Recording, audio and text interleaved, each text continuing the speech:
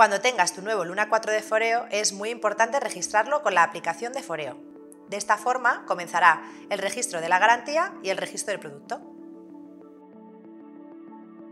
En Añadir dispositivo podrás añadir tu nuevo Luna 4.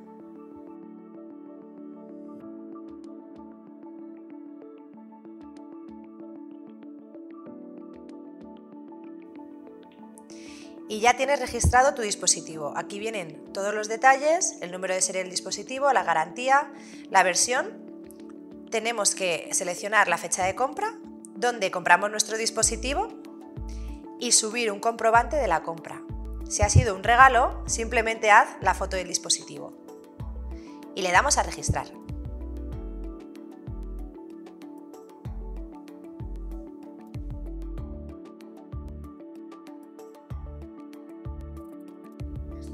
El dispositivo ya ha sido registrado.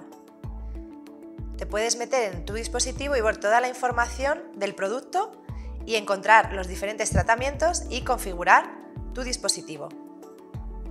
Podrás regular las intensidades y el tiempo en cada zona de tratamiento, tanto para el modo limpieza como para el modo masaje.